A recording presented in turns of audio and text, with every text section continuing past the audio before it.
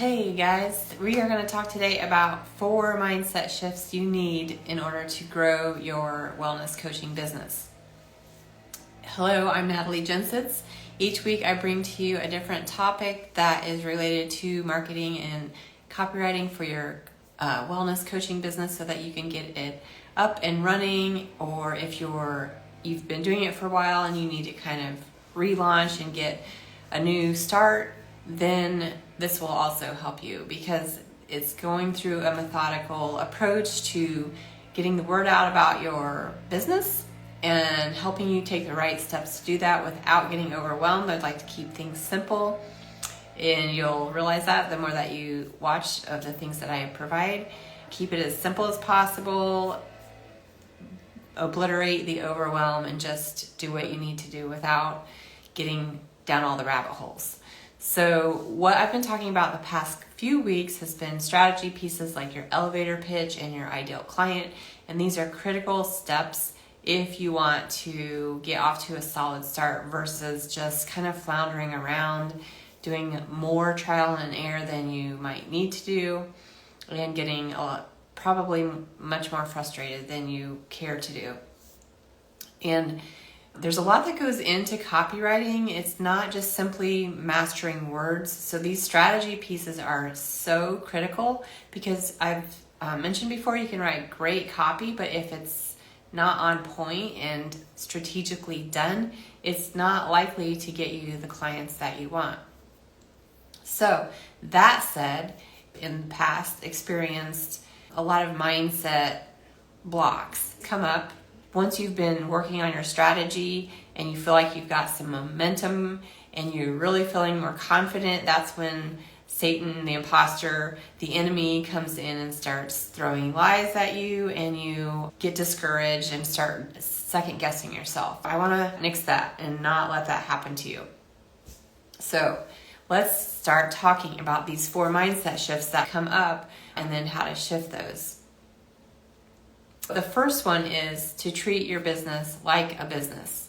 This was the biggest hang up for me because for so long I just wanted to do the writing. I didn't necessarily want to have the whole business model. I didn't want to have to figure out how to do the ins and outs of a business and do all the tech and all the budgeting and all of the things that come with being an entrepreneur. But guess what? Your business is not going to grow unless you accept that you need to make it a business. And even if it's just a side gig, you still want to treat it like a business. It's just on a smaller scale, right? So I encourage you to bite off sooner than I did because I resisted for so long and just realize I am an entrepreneur. I need to sell my own business. I need to do some business things. They're not the favorite things that I want to do, but once I get the hang of them, it'll all be easier. I can even outsource once I get things rolling, right? So just have that mindset, accept the fact that you're an entrepreneur, and have some of these things to do that you don't necessarily want to do. For me, it's the tech, like being live, I don't love to do. I'd rather just be in my corner writing, you all. But you get used to it, and you don't have to do it all the time, right? You figure out what works. Some other things, the budgeting. I'm a writer. I don't want to do numbers, but it doesn't take a lot of time once you get the hang of it and what it is that your business needs. So just try to embrace the systems of technology that you need to put in, knowing that it's all going for the better cause of what you're doing, the health coaching that you're providing, and knowing that you can keep everything as simple as possible. Everything does not have to be made complicated like we tend to do, especially I know I do this, so I'm not judging. I am preaching to myself at the same time. Okay, mindset shift number 2. Or maybe the first is the flip of that is the block, is thinking that you have to do all the things all the time. Instead of that, I want you to acknowledge that there are seasons in business. There's seasons for rest, there's seasons for sowing seeds, nurturing those seeds, and then harvesting those seeds. What your seasons look like would not be the same as mine. And what helps with this is getting those beta clients, getting a couple 2-3 clients that you don't have everything figured out yet. You are just helping them and then taking notes as you go as to how it plays out, so you can create that into a system knowing that it's what's worked for those clients.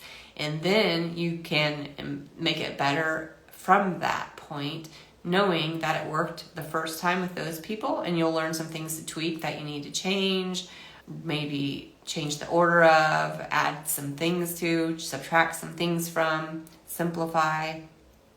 More than likely, you're going to want to simplify. You'll learn as you go. And that will also help you see the seasons. Like I can see, certain months year after year tend to be good months, and the other ones are not as good. So, okay, this is my season of harvest, and this is a season of rest or sowing or nurturing the seeds that I've planted. You'll get to see the patterns that play out just by doing it with a few people to begin with.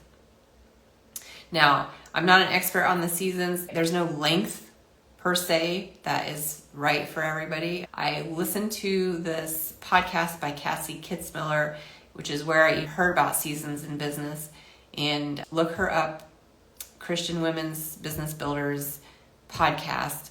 There's a great episode about seasons, and she has a lot of other good episodes too. But the third mindset shift I want you to think about is to stop thinking so broadly, trying to help everybody and do so many things, and get granular. Get granular with all the things that you are doing, and just do a few things very specifically.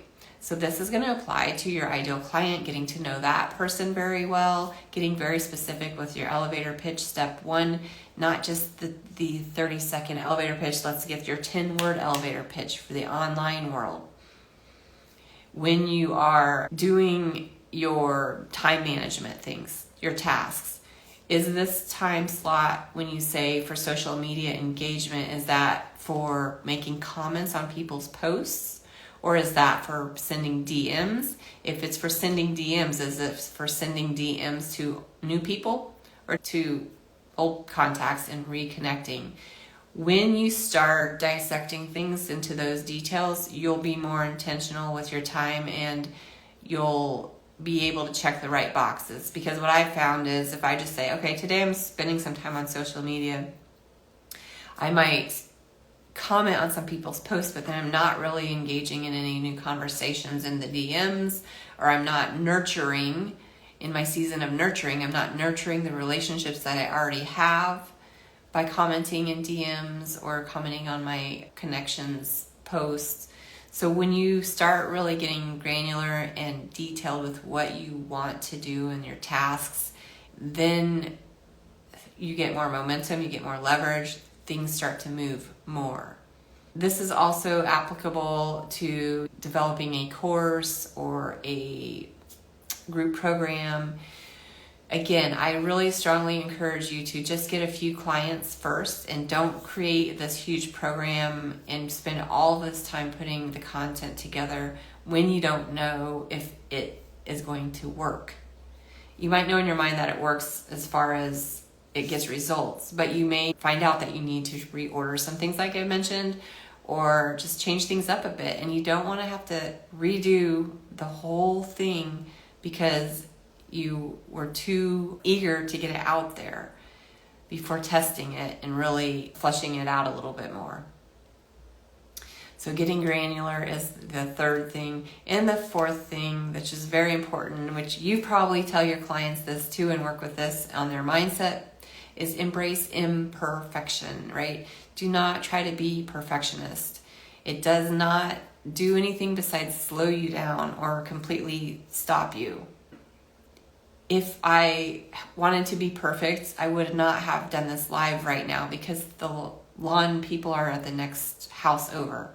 And I said, you know what? I just got to get on here and be live. It doesn't matter. Everything does not have to be perfect. Your hair does not have to be perfect. Your voice does not have to be perfect. Your space around you does not have to be perfect. You just need to share what you have and get out there and do these things. Your writing does not have to be perfect. Yes, you should spend time looking at it, trying to make it as good as you can without delaying it so much, trying to get it perfectly. I wanted to share this example. I was so just disappointed in myself, I guess, when I had a major tech issue. Well, it wasn't even a major tech issue. It was in my mind that I had to like resend a client something, and it was just, it wasn't working. The tech was not working, and I was embarrassed and felt so unprofessional. But the thing is, that client still worked with me, and it was fine. People know that there are mistakes that happen with technology and with other things. So don't feel like you just blew it if you have a little blip. People are understanding of that these days. Sure, make an apology, let them know that you're in the process of correcting it, but don't overthink it. Okay? So what happens when you make these mindset shifts is that you allow more space. You allow more energy in your realm, in your body, in your mind. You allow more space for creativity. You actually get more time back because you're more focused. And at first, it may feel like you're losing time because you're trying to get everything together here and focus on a certain few things and get your rhythm going. It'll take a little bit longer at first, but then you'll find more time and it'll flow much easier. So then you'll get more results. That is the goal. And to do it while you're having fun, that is the best part about this. So you want to make sure that you're making these mindset shifts, and the ultimate goal is to have more fun with what you're doing as your business. If you have one of these mindset shifts that you want to work on today, please put in the comments what that one is. And I would love to hear how that goes if you can think about it the next week. Have a great rest of your day.